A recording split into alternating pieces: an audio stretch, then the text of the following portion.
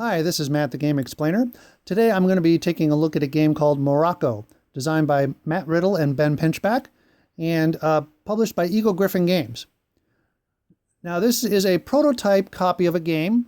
The game itself is not going to be available until it gets funded on Kickstarter. And the Kickstarter campaign is going to launch sometime in October of 2015. So depending on when you're watching this video, if it's well past October of 2015, then hopefully the game got funded and got produced, and you'll be able to get yourself a copy if you like what you see. But if you're watching the game, watching this video either prior to or around October of 2015, then you might want to think about going over and helping to fund the game on Kickstarter if it sounds like a fun game to you. Now, the whole idea of the game is players represent artisan families who are vying to get the most strategic locations in this market here. The market represents the world-famous Jama El Fana Market Square in Marrakesh, Morocco. And basically each day, the players are going to work to claim the best stalls across the market and attract customers to sample their wares or be enthralled by their amazing spectacles. So that's kind of the thematic idea behind the game. And then each player will represent a family of either snake charmers, water sellers, rug merchants, magicians, or food sellers. Now, mechanically, the game is basically an area control and majority control type of game where you're trying to get your workers out into these market stall locations.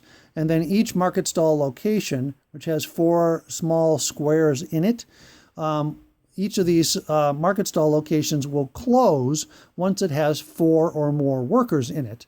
And when a market stall location closes, then players who are in that stall will gain victory points, depending on if they have the majority control or if they're in second or third place.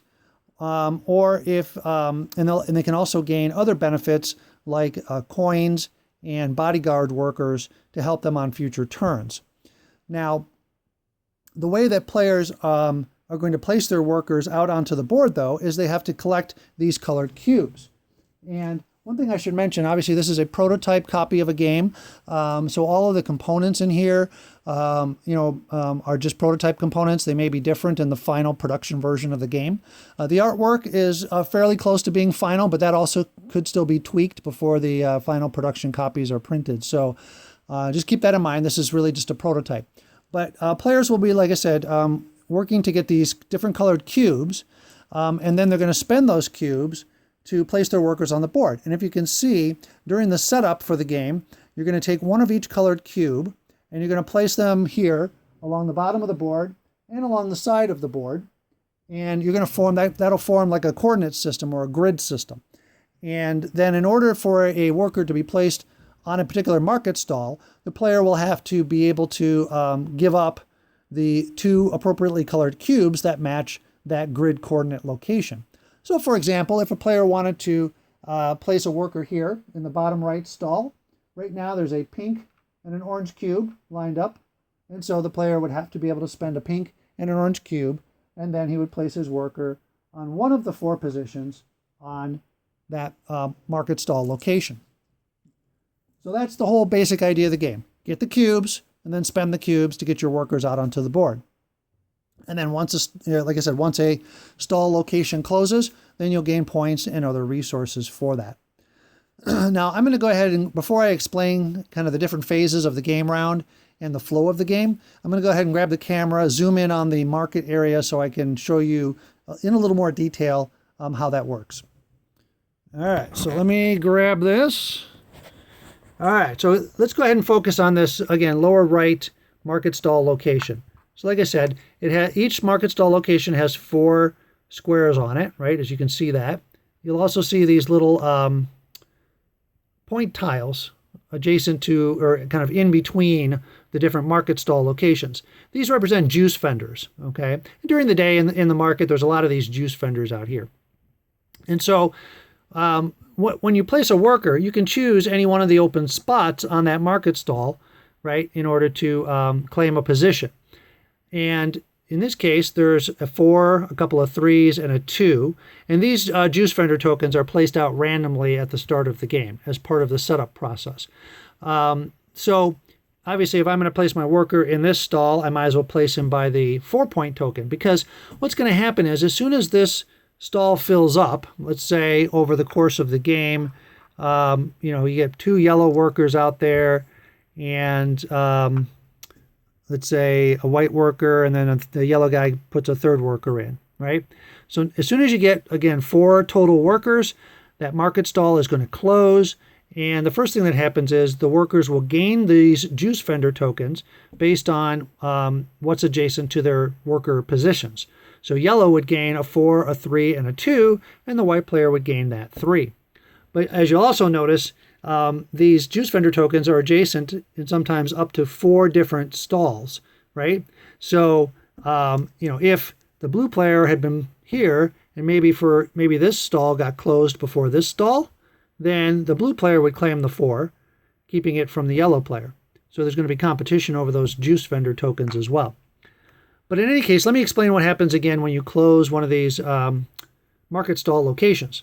So as soon as it fills up, like I said, you gain your juice tokens, and those just get placed face down in your play area, and those will get added up at the end of the game. So there's a little bit of kind of hidden points that accumulate over the course of the game. And, again, you add them all up to your score at the end. The next thing that happens is you determine if somebody has solo first place. In this case, the yellow player does. So he's going to gain 5 points immediately. Now, since there's a solo second player, if anybody's in solo second, they gain 2 victory points immediately, and they're going to gain a coin, and they're going to gain one of their bodyguard workers here. Each player has access to 2 bodyguard workers. You don't start with them in your possession at the start of the game. You have to earn them by finishing 2nd or 3rd in a market stall. So in this case, the white player would have gained a coin, a bodyguard, and 2 points. Now, let's say instead there was a tie for first place, okay?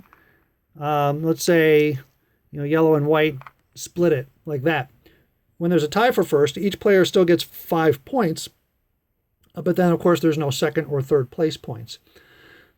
Now, the other thing that happens after you close the stall, let's go back to the original example of having yellow being solo first.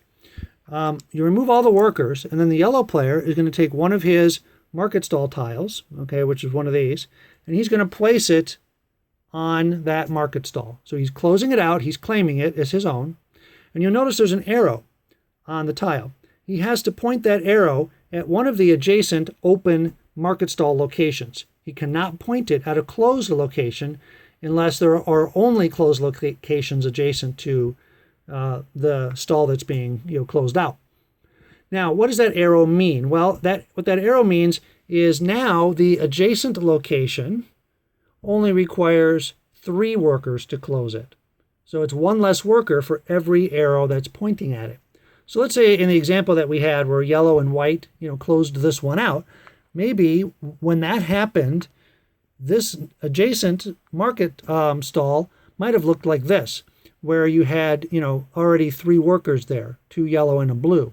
So by yellow closing this location out and then pointing the arrow here, now this location closes with only 3 workers, and there's already 3 workers there. So this stall immediately closes, which is obviously a nice benefit for yellow, because yellow is also in first place here. So, they would get their juice vendor tokens, they would gain their victory points and other benefits, and then yellow would immediately get to place another one of his market stall tiles, like that, okay? So there can be a nice kind of domino effect happening in the game if you plan things out right, that can allow you to cause other tiles to be closed adjacent to the one that you're closing out. Okay, so that's kind of the whole idea of the game there. Let me show you now, let me explain that kind of the 2 phases of the turn, and then we'll explain kind of, how you get the cubes and how you place your workers. All right, let me see if I can get the camera to refocus here. Okay, good. Now, let's go ahead and reset the board here a bit. Okay, now, the other thing that happens as part of the game setup in addition to placing, one of each colored cube here and one of each colored cube here, and again, those are randomly placed, you're going to place one of each colored cube up here on the rooftop on the adjacent building. And the whole idea behind that rooftop building is, you're sending a family member up there again to spy on the market and try and determine, what cubes you should get to help you place your workers. So let's go ahead and explain how that works. There's 2 phases in every game round. The first phase is called market information. That's where you're going to be using this giant pawn up here on the rooftop to gain cubes. All right. Once everybody's gained a certain number of cubes, then we'll move to the second phase of the round, which is called assign workers. And that's when you're going to be spending your cubes to put your workers out on these market stall locations. So in the market information phase, the first player, which is the white player here, he's going to go first. Now, in a 2 or 3 player game, and I should mention this is a game for 2 to 5 players, but in a 2 or 3 player game, because there's less players, the players are going to have to start each market information phase with 1 or 2 cubes.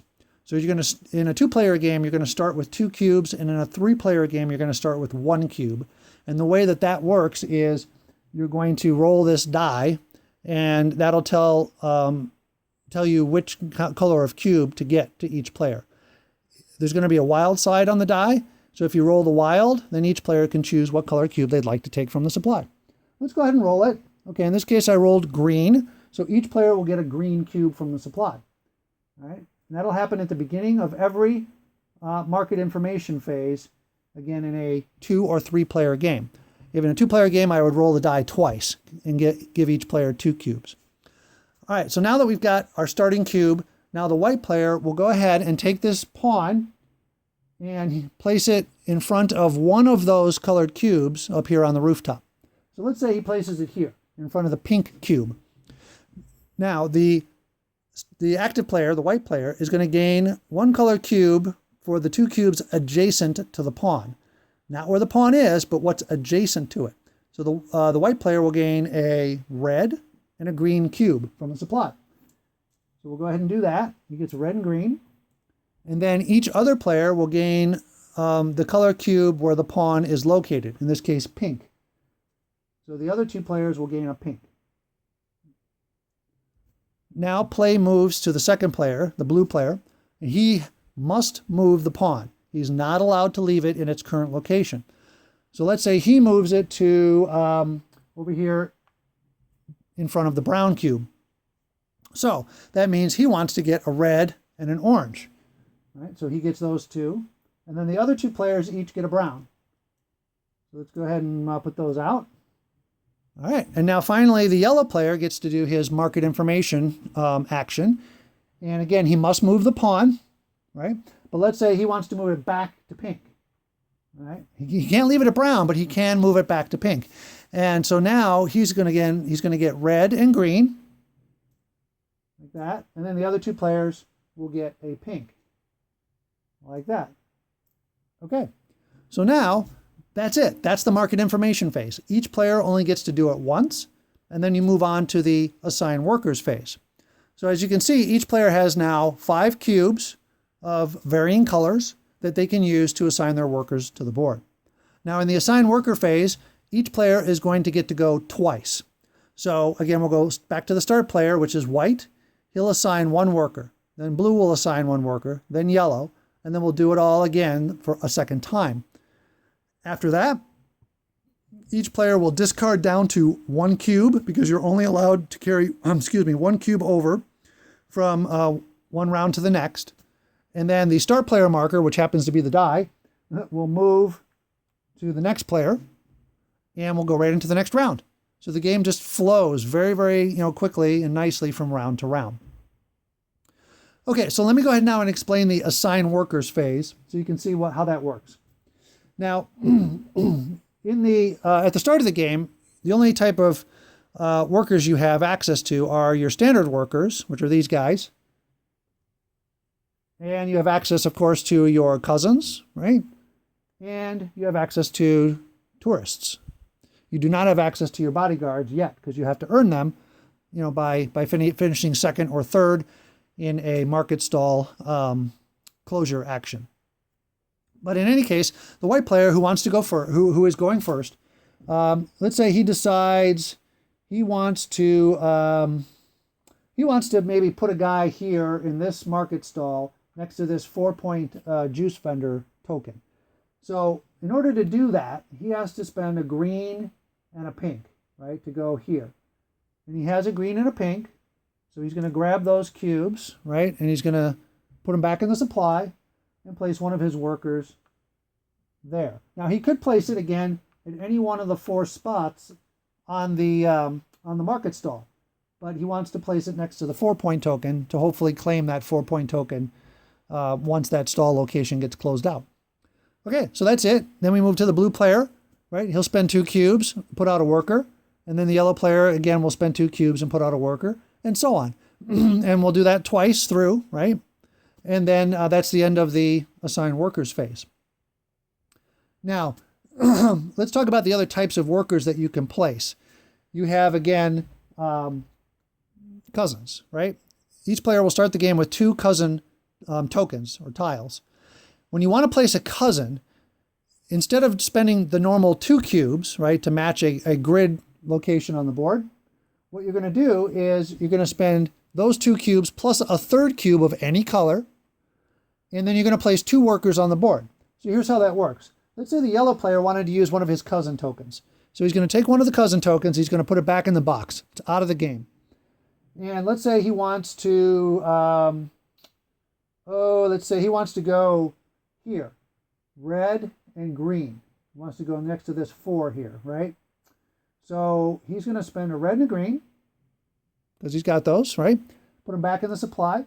And now because he used his cousin, he's got to spend a 3rd cube. So maybe he'll spend a brown. You know, it can be any color, doesn't matter. And then he's going to place, for the red and the green, he's going to place his one guy there. Now the cousin has to be placed on an adjacent market stall on an adjacent space. So because he placed in this lower right corner of that market stall, there's only 2 places that he could place the cousin. Right here or right here, right? It has to be directly adjacent to the other worker, and it cannot be in the same market stall. It has to be in a separate market stall. So he might say, well, okay, I'm going to go ahead and place it here, right? He can't place it here. That's because there's a space in between. He has to place it there. So that's how the cousins work. You only get to use your cousin ability twice per game, and it costs you a 3rd cube, okay? Now, let's say instead he wanted to place a tourist instead of a cousin, right? So how the tourists work, that's these special pawns. Again, if he spent the red and the green plus 1 extra cube, then he could place his tourist on any one of the open spots on that market stall. The way the tourist works is when that market stall gets closed out, instead of the tourist being removed from the board like a regular worker, the tourist is going to migrate to an adjacent stall in the direction of the arrow that that's on the market stall token, right? So in this case, right, you've got an arrow on here, and let's say the yellow player closes it out and points the arrow to the right. Then that tourist is going to migrate to one of the 4, whatever open spots are available in that particular adjacent market stall location.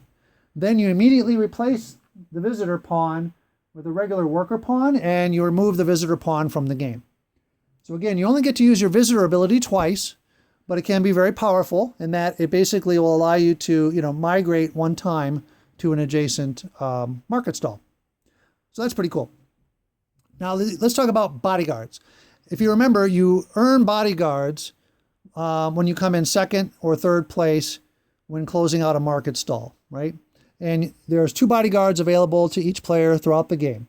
And the way the bodyguards work is when it's your turn to place a worker, if you're already in possession of, one of your bodyguards, then instead of placing a regular worker on the board, you could instead place one of your bodyguards. It costs the same thing. It only costs 2 cubes to place a bodyguard. But the bodyguard will act as 2 workers instead of 1. So obviously it's helpful in terms of closing out market stalls more quickly, and it's also helpful in gaining first place in a particular market stall. So for example, right now, that market stall there has one white worker and one yellow bodyguard, which then counts as 2. And so that way, if, excuse me, if, even white were to go and place another worker there, now they're tied, 2 each, and yellow would still gain first place points because he's tied for first. So that's kind of a cool thing. Now, when a bodyguard is used, or obviously he stays on the board in that location until that market stall is completed, and then the bodyguard goes back into this building. So then you have to earn him again by coming in second place or below in a future market stall closure. Now, one of the things I should mention is when there is a tie for first place when closing out a market stall, then you still award points and gain your juice vendor tiles as you normally would. But instead of one player placing a market stall tile on there and claiming that location, you're going to place one of these blank or generic market stall tiles. It still has an arrow, but it doesn't belong to any player because no player had a single majority for first place at that location. So in this case, the active player who closed out the location would go ahead and place it and point the arrow at one of the open adjacent market stall locations. Now, why does that matter? Well, again, the way you're scoring points in the game, in addition to scoring points during the game while you're closing out the market stalls by either getting first, second, or third and below points, and getting your juice vendor tokens for end game scoring, the other way you're going to score points in this game is by having multiple market stalls, by owning multiple market stalls that are adjacent to each other. So let me show you, for example, let's say by the end of the game, the yellow player had, this location and this location and this location and this location, right? So maybe he had 4 locations adjacent, and then maybe he had, other ones elsewhere on the board, right? But what you do is each player is going to look at all of their locations that they've claimed by the end of the game, and they're going to get 3 points for each tile that's in the largest contiguous group, not counting diagonals. So in this case, if there was another one here, that one would not count into the largest group. You'd only get 3, 6, 9, 12 points. You do not count diagonals, okay? So these 4 here would be yellow's largest group, and he would score a bonus of 12 points for that.